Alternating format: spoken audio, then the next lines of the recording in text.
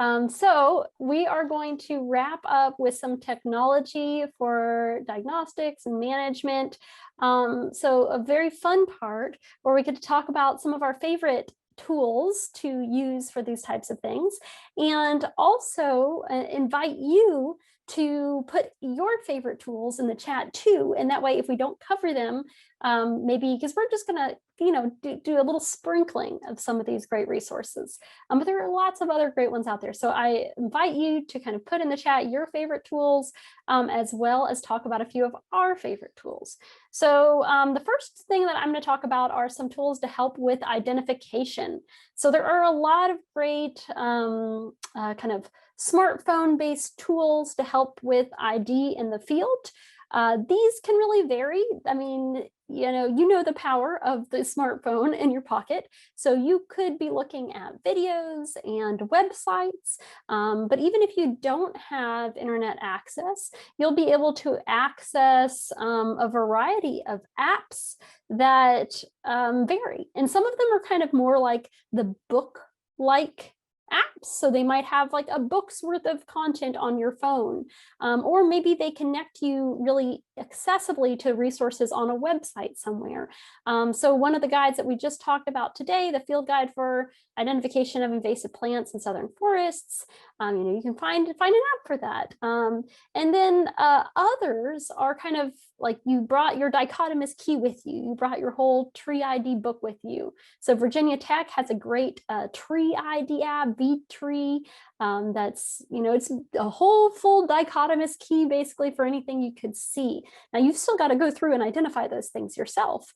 But then there are some other apps out there like Inaturalist and LeafSnap that are more automated, and you will take a picture and they'll try to identify it for you. Now, are they always right? No, you take it with a grain of salt. But I think it's a great starting place, a great resource that I use all the time if I'm hiking around or I'm somewhere and I see something I don't recognize, especially when we're talking about invasive plants. It can be a nice resource to try to get an idea of this just a new thing for me, or is this something that I need to be concerned about?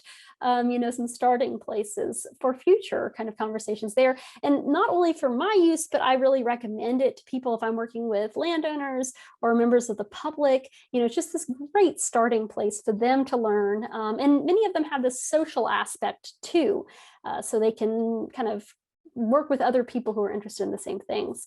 And I'm going to demonstrate iNaturalist with that. But just a kind of side note that some of these work better for in the field, and some work better for like when you're at home with your computer, or have some kind of mixed usage there. So the one that I recommend folks the most is iNaturalist, because it's free and it's easy to use, and there's almost 2 million people that are already using it, so it's got a really good database, and I think a really easy accessibility. But there's others that do the same kind of thing. But if you haven't used iNaturalist before, just a quick kind of run through of the type of thing that it'll do. You can be out somewhere and take a picture of something. Here's one that we talked about earlier today. Does anybody recognize it? It's growing kind of as a shrub in this form, which is unusual, but it's winter creeper. And so if I enter that into iNaturalist, it says, oh, what'd you find? Oh, look, that's Euonymus fortunii, the first hit there. But there's others, and it's clearly it provides you a big list, so you've got to know that. There's another one I frequently get, oh, this is invasive and it's taking over my old fields. But if they take a picture of it and try to ID it, what they'll see is actually that's eastern red cedar, which is a native species. So they might not want it, and it might be invading those fields, but it's not an invasive plant, not a major concern since it's a native species. So that's the kind of use for iNaturalist. You can use it for insects, you can use it for plants. I think it's really handy. And the other nice thing about iNaturalist is that when you go to the website, you can do some other things there. So you make an account and it'll log what you've seen, so you can keep track of it. You can participate or lead citizen science projects using it, but you can also kind of see what other people in your area are finding. And because so many people use this, it's a lot. So here's just one example. I went to a landowner's property, kind of looked at kind of in that area, what are people finding and what are they seeing? And you can just imagine this being a really fun resource for people. Not only can they learn something about it, but also kind of seeing who's in their area also looking at these things and what are they finding. So really nice kind of just resource to share with people that way. Just to kind of look around if you're in a new area. This is something I do when I'm traveling to new areas. I'll open up the app and see, what are people seeing here? What might I find? Another really nice way to use this, but we'll talk a little bit more about some different tools of this, is that if you're kind of managing something or dealing with an invasive plant and you want to see what people are finding, this can be a good way to look. Like I entered Mila minute weed, which is an invasive plant, and you can kind of get a sense of where it's at, but also some really early reports for things, because these aren't specialists, these aren't professionals typically that are using iNaturalist, but they might have found something beyond where we knew it to be. So I saw a report of spotted lanternfly on iNaturalist before it had been reported otherwise. And I'm sure those land managers also found it and were like, oh no, now we've got to address this, something to deal with. But you can learn more about it. So iNaturalist has a lot of neat capacities and neat uses. So that's one fun app and fun resource to have in your back pocket. Another one that I recommend is the Healthy Woods app. This is a brand new app with our REA funding, again, that myself, Dave Coyle, and many others are working on. And I see, Chris says that Canada's first population of chafflower was reported on iNaturalist. Okay, very cool. And I think that's an example of like, while I wouldn't use iNaturalist to report my invasive species, and Dave will talk about a different tool for that, Edmaps, the two theoretically should talk, and iNaturalist is a great way to find things from the public. So Healthy Woods is a brand new tool that we're excited to share with you. It's designed for woodland owners, and specifically right now in that upland hardwood context. But the goal of it is to be an educational tool to kind of help people learn a little bit about health issues in their woods, maybe identify potential problems, and then in particular to connect them to professionals for next steps in your management. So if you're a professional and you're watching this today, we hope that this app will be a good tool for you to communicate with the people you work with. Hey, try this out and do a report, to elevate kind of their understanding of what's going on, but also to kind of create this common vocabulary and start to hone in on some potential issues before you even get there, before you even go to their property, that they might be looking for or looking at a little differently now that they've tried out the app. So kind of our ideal users are people who are new woodland owners, or maybe new to thinking about the health of their woods. But I think this app hopefully will be a really useful resource for professionals as well as a communication tool. So how would you use the app? First, you'd find a stand, an area representative of part of your woods. People can complete it multiple times. So they could complete it for different areas, or they can complete it at different points over time to see how different management is impacting things. Or maybe Emerald Ash Borer comes in and they want to do a before and after to see what's going on. While the main goal is as an educational tool, it does provide a lot of information that could be used in management, but we didn't envision it as like an ID app or a management compendium. It's more a good starting place, kind of like walking around in the woods with somebody who knows a little bit without having to do that. So as a pre-step. It also results in a report that can either be saved and used as a reference for later as a PDF, or can be shared. So you could ask someone to complete this survey and send you their report. And they'll have pictures of different things and prompts for different questions, ranging from, what are their goals for the stand, getting them thinking about those things, to are there lots of potentially invasive species in there that might be a problem. So I'm going to walk you through using that app real quick. So here's kind of, you open up the app and you can see you've got some different options. You can look at some of the resources. In this case, they're resources for help in your woods, people like county agents, Fish and Wildlife, forest owners associations, service foresters. You can look at past assessments, or you can start a new one. So an assessment's basically a survey, and it asks you different questions about your woods. What are you seeing? Really emphasizing some of these core principles. First, what type of stand do you have? Because the health considerations and the questions we ask are going to be different in different types of stands. Second, things like, did you experience a major weather event? Because if so, you might want to take extra precautions, or that might be a time when a professional really needs to get involved earlier in the process, kind of making people aware of those disturbances, asking about management objectives, just to kind of help the landowner and the professional they're working with understand where they're coming from. And then it works you through a series of different questions about kind of different key features that are very important and kind of can tell a story when it comes to health. It might not tell you what's going wrong or why that is, but gives people some ideas, some potential red flags that might be out there. So after doing this, you can either on the app and on your phone or at the website get a report that's customized based on what people entered.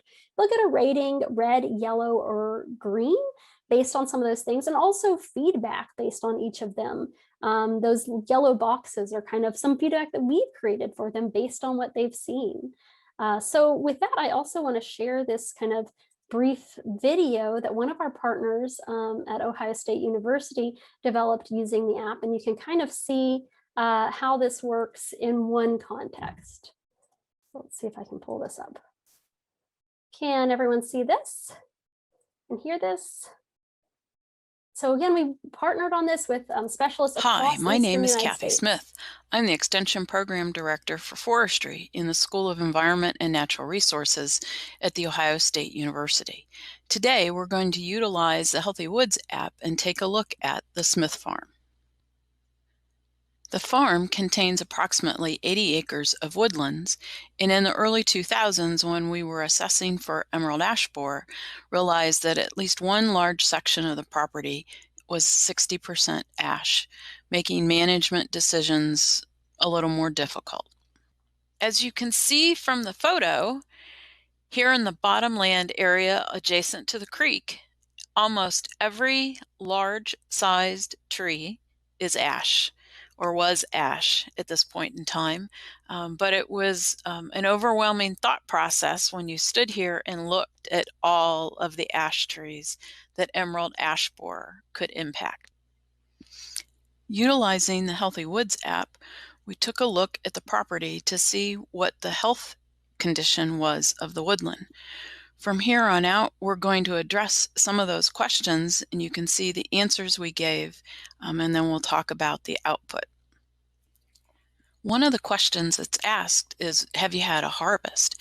And so in 2017, we had a fairly large harvest where we were trying to deal with the dead and dying ash trees that were so numerous throughout the woodland.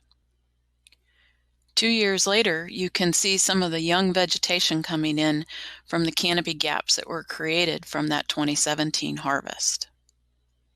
Another question in the app is, did you recently experience a major weather event?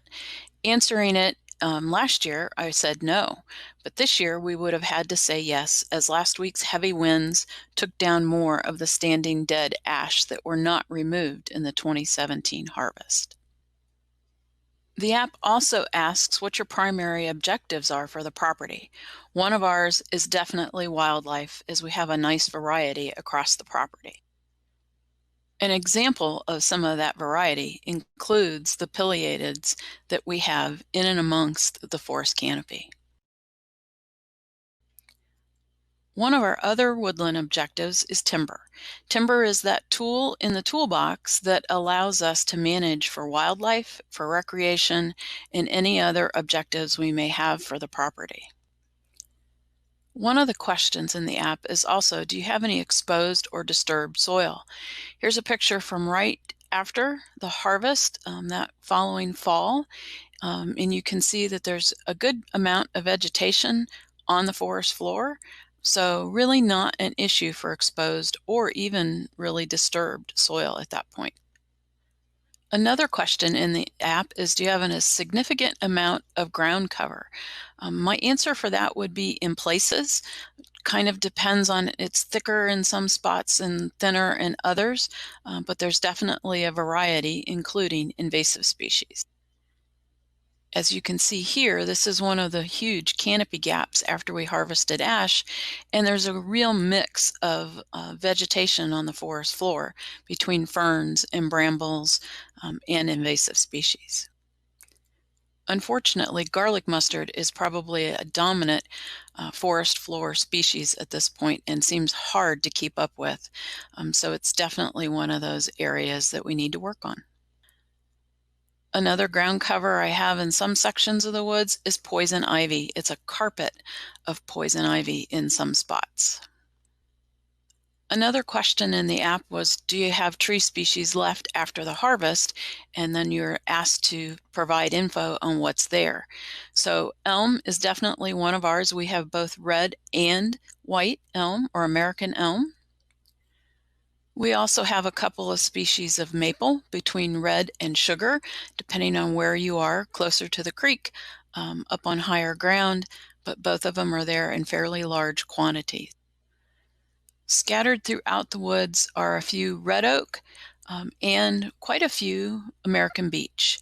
Those will have to be watched to make certain that we don't end up seeing beech leaf disease on them because they do make up in some sections a fairly high proportion of the trees on the site. The app also asks about seedling sapling layers. What do you see coming up in that understory on the forest floor? We have seedlings of cherry, ash, of course, maple, elm, and beech, with a few others scattered in. So we do have quite a variety, at least at this point in time. So inputting all of that info, plus a few other questions that were asked and answered, our woods got a yellow rating from the app. And you might question why. So the yellow rating really is just because some of the things we listed suggest that there may be a current problem or a potential one in the future. And if it's a potential one or even a current one, you may think about looking at getting some professional help to try to deal with those issues before they get out of control. So the Healthy Woods app rated us yellow, which is sort of where I figured the farm would fall, knowing that we have so many dead and dying ash trees in the woods and our invasive species issues that we have. All of it needs to be dealt with. Some of it needs to be dealt with right now. And I think that for the future for this woods it's going to be a long-term management issue.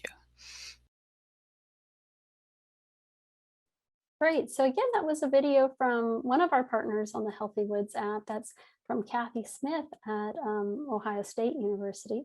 And I think just kind of hopefully my goal in showing it to you was to kind of give you an example of how this might be useful as a thing to share with landowners you're working with, or for you maybe, the kind of thing that, like, what would you get out of using this app and why do we think it's going to be helpful for you? Can everyone see my slides again? If not, let me know. So there's one other app that I want to tell you about, and that's the TreeSnap app, which is another app that myself and some colleagues at the University of Tennessee, as well as some partners in the Forest Service with the Forest Health Research and Education Center developed. And the goal of this app is a little different. So the goal of this app is really a citizen science tool to connect to researchers that are looking for some of these species that we've been talking about today: the ash, the hemlock, the chestnut, the elm, that has been really impacted by these invasive species. They want to find those needles in the haystack, those trees that are still out there, that are still healthy, as a potential source of resistance to those invasives. So we created this app as an easy way for people to report any trees that they see that might fit some of those research goals. So using this app, I mean, you could email these people, and many of these organizations have kind of like a paper way of doing this before. If any of you are involved with the American Chestnut Foundation, you know that they have a long history of trying to find American chestnuts that are still out there and still healthy despite chestnut blight, which wiped most of them out many years ago. So you can kind of use their paper submission form, but with us, they've kind of transitioned over to using the app because you can collect more data, you can take photos. It's really easy to kind of correspond with the people who select these samples. So I'm bringing it up to you all because I know that you're in the woods a lot, you're seeing things. So if you see anything that's like, that's really unusual. Here's a healthy hemlock when all of the other hemlocks around are dead. It clearly wasn't treated. Maybe this is something special. You can report it using this app. So just to give you an idea of how that might work, you open up the app and you'll immediately get a list of different species. Now this is customized to wherever you are. So we have a larger list, but this is what's in your area. So in this case, American chestnut, let's say. These are questions that were provided to us directly from scientists with the American Chestnut Foundation, things that they want to know. And it also includes some educational information. And so what does it look like? And chestnut is tricky because, it can hybridize, and there's Chinese chestnut and there are other species that can look similar. So information on submitting a sample as well. You can see that we've also got some other species in here. White oak, there's nothing that's wiping white oak out right now in the same way as there was chestnut. But we have researchers that are looking at the genetic diversity of white oak to try to prevent that from happening in the future. Here's ash, and you can see for some of those questions, it asks, how's the canopy looking? And it'll provide some images to help guide you in that. So you can also see all of your samples, what you submitted, and go back to it, kind of turning your phone into an easy GPS. So if you want to observe anything, you can be any species you want. It doesn't have to be one of these, but for whatever you like, you can do that as well and kind of keep track of things and find them that way. And so the other nice thing is that there's got a website associated with it where you can curate, download, and share your reports. So you can share them with your partners or with an organization you're working with. Or let's say you're part of an organization that wants to do a citizen science project like that. You can reach out to us and we can kind of get you set up with the best way to do that. So to just kind of show you some of the things that you can look at all of your observations and keep track of them that way. Unlike some other apps, you can actually download all of the exact locations if you're one of our scientist partners or citizen science partners, and you can kind of make a data set with lots of different things on it, just depending on what you're interested in.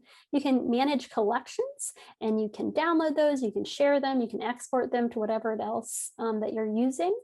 And you can also have collection groups that you work with some of that.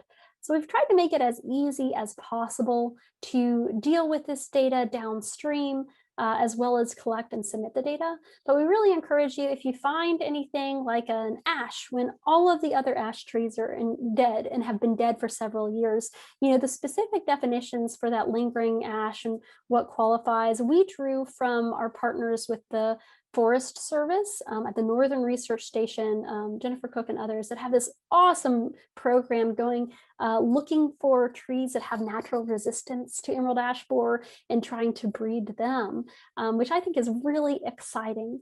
But we hope that TreeSnap will be a useful tool for you where you are. It's not for kind of the same ID purposes as iNaturalist or educational purposes as Healthy Woods, but hopefully a citizen science tool to have in your pocket if you see anything to let people know. So with that, that is, I think, my last slide, but we still have lots more interesting technology to learn about and hear from. So I'm going to turn it over to Dave, who's going to tell you about some other really interesting websites and apps and programs.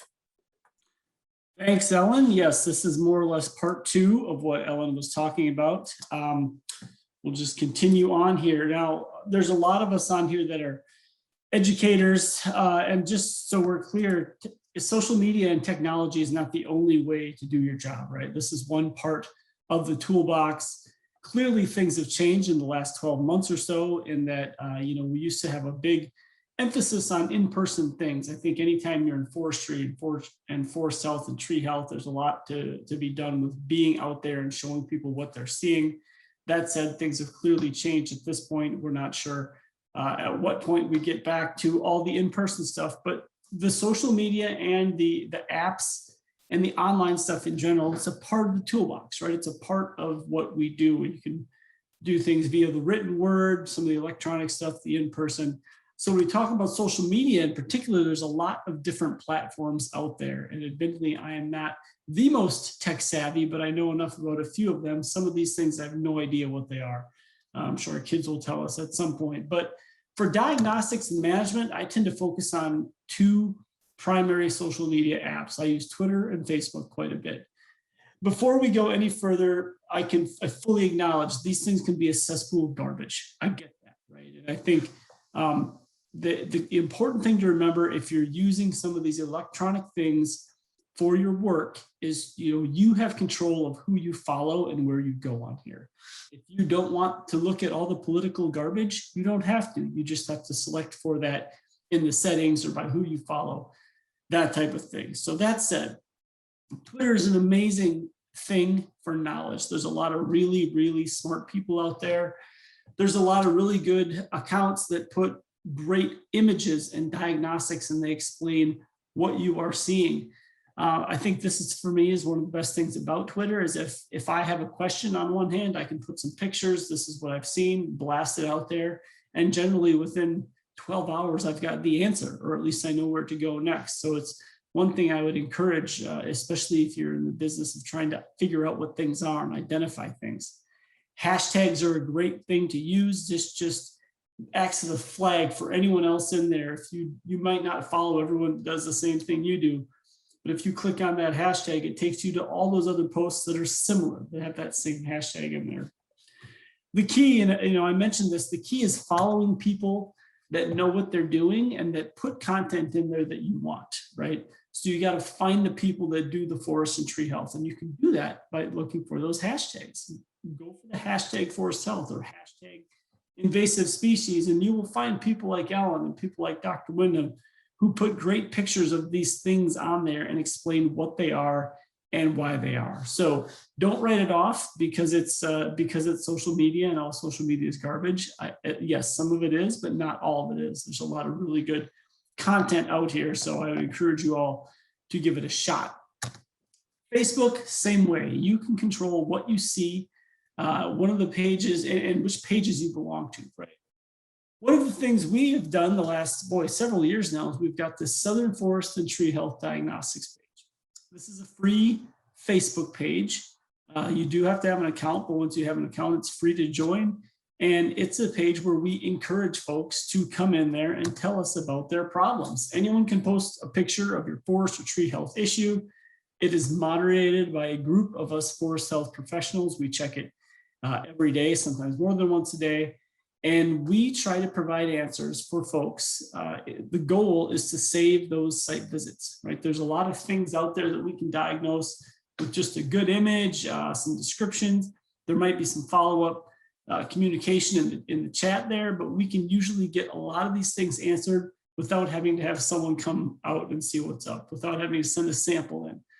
There's a good collective hive mind of knowledge. So there are some good things out there. The key is just trying to find them. And as we go through, if you have questions about some of the stuff, let me know, let Ellen know, let Chris know, and we can help steer you in the right direction. So now let's talk about bugwood. And I know Chris alluded to bugwood a little bit ago. This is the Center for Invasive Species and Ecosystem Health out of the University of Georgia at Tifton, down in South Georgia. Bugwood is probably most famously known for their images, right? Just because they're the picture people. So you can get in there, you can create a free account profile, and it gets you access to all sorts of digital imagery, varying from just web quality to high print quality. You can use any of these images with proper credit. If it's something educational, you can just use them, credit them, and you're good to go. And that probably is the thing they're most famous for is their images. They have a group, the IPM images and forestry images and insect images and all that type of thing. So that's by and large what most people think when they hear the word bugwood. They're like, oh, that's where all the pictures are. But there's actually a lot more than just pictures on there. Bugwood does have a number of apps, and they host something called wildspotter.org. This is one of the programs, one of the apps that really tries to focus on mapping out invasive species on our public lands, our public areas, whether it's a Forest Service land or National Park land or Department of Interior land. This app will take you in, and you can then map out some of those different invasive things, insects, plants, all of that. There's also just this bugwood wiki page. This is just all sorts of different information about different stuff, right? There's so much more information on bugwood that is not just images. It's really unbelievable how much stuff they have on there. There's also a whole bunch of apps on there. We'll talk about Edmaps in a minute, but bugwood does develop a lot of apps for reporting, for tracing, for figuring out what is where. Bugwood does a lot of the stuff. And then there's invasive.org, and this is just a really broad webpage dedicated to invasive species in general. It lets you focus on plants, insects, vertebrates, fungi, microorganisms. There's a lot of information here. And again, this is all within that Bugwood umbrella. They've got lots of videos on different things, videos on helping you identify things, but also on how to do management for some of these things as well. And then there's also this Bugwood Presents, and this is where there's a lot of recorded both videos and then also PowerPoint presentations on different things. As a professional, I go here quite a bit. If I get asked to deliver a presentation on something I'm kind of familiar with, but not really, I will go in here, and then a lot of times I can find a talk that's recorded and just kind of sitting there waiting, and I can watch it and I can get enough knowledge that I might need to move forward. So let's talk about Edmaps. And the question came up earlier about where do you report invasive species, invasive plants. Now, if it's something brand new, again, you need to go to your state regulatory agency. But if it is something that's already around, if it's a Kogon grass somewhere, that type of thing, Chinese privet, any of the more common ones, you can go put this in Edmaps. And Edmaps is it's both online, it's also an app, but it is just a mapping program, mapping software that helps map stuff, across the country. Once you find a species, I just picked calorie pear. It's good that Chris mentioned this. So I picked calorie pear. You can look at where has calorie pear been reported on the state by state level, right? And here's where it is state by state. And if you look on that white screen, kind of in the upper left, you see it's a states, counties, points list, okay? So right now we're looking at states. If we go over one, this is the counties where calorie pear has been reported. And like Chris said, it's probably much, much more common than is listed on here. If you go over one more to points, it allows you to zero in. You can dial down, and actually if you get in there and scroll, you can make this map much, much larger, and you can see where exactly, down to the point where you can see where has that particular plant been listed. And even you can get there just by looking at the list, right? If there's a map point for calorie pear right outside Clemson, South Carolina, I can dial in on that map and I can find what crossroad it's at, and I can go to that and find it, okay? Now, one of the downsides is that, well, before we go there, there's also been some collaboration with some folks up at UMass, and they have put out this future, what do they call it? Future range of all these different invasive plants. So they kind of looked at the temperature, the climate, and they figured out, well, here's where it is now. Where is it likely to occur? This is what it looks like for calorie pear. So I guess it's kind of the grayish counties are where it has been recorded. The orange ones are where it is likely to occur in the future. And then the purple ones is where it's been recorded now, but probably won't occur in the future as climate changes. So this is quite useful and informative as well. And then again, there's the app, right? So you can get that app and download it to your smartphone. Now there's an Edmaps Pro. It's actually quite intuitive on how to use. You can download it. And then as you get in there, the thing to do is you download it, you find something new, you take a picture, you tap it on there, and then it asks you for a little bit of information. What's the species? Where are you? Is there a single plant? Is there a patch? You can kind of put those things in, and then it gets sent to an expert for verification. So Edmaps, right? There's pros and cons to Edmaps and to these type of citizen science things. So the pros, most invasives are available as far as a map of them, and they're generally accurate. So it might not be 100% complete, but if you look at the range of calorie pear that it has in there, that's pretty accurate, right? One of the cons is that the distribution of reports often follows roads, because a lot of times folks will see things on the side of the road, stop and take a picture, report it. That is great. But on more than one occasion, you can look at things that it actually looks like the distribution follows certain roads. It is easy to add new records. It's user friendly. Again, you can take a picture, a few taps, a little bit of information, and boom, it's in there, right? On the other hand, it depends on people to actually add those new records. And I am just as guilty as anyone else. I have driven by stuff thinking, man, I don't think I know this. I haven't seen calorie repair listed in this county yet. I really need to get a picture of that and get it in there. I can think of one that I'm going to drive by tomorrow that I have to stop and add that thing because it's in a county that currently doesn't have any reports. So it depends on us to add those new records. It is free, which is pretty awesome, right? Everyone loves free stuff. But unfortunately, sometimes it can be outdated again. And this kind of goes back to you're depending on people to input the data. And I think a great example really is calorie repair, right? So we looked at the map of calorie repair distribution, and it's generally over much of the Eastern US. I think any of us that are out and about know it's pretty much all over Eastern US. But in some states, it's not really complete as far as where it is. South Carolina is a great example. It's only recorded through Edmaps in a handful of counties. Well, as we try to go, in our case, trying to get some legislation passed to make it illegal to sell this calorie repair, the first thing we were asked is, well, show us how big of an issue it is. Show us how far it's distributed. And if they went to Edmaps, they did go to Edmaps and they said, well, it doesn't look like this is that big a deal. It's only reported in 6 counties. It doesn't do a lot of good if the professionals come back and say, yeah, but that's wrong. Then, it calls everything into question. So that's one of the things we really encourage y'all to do is report these things, even if it's something that might be really common, like calorie repair. We need those reports because that Edmaps, that reporting system, Inaturalist, these reporting systems are used for management, for legislation. They're very important to us, and all of us need accurate portrayal of where stuff is on the landscape. Now, with that is all I have. So we're done a little bit early.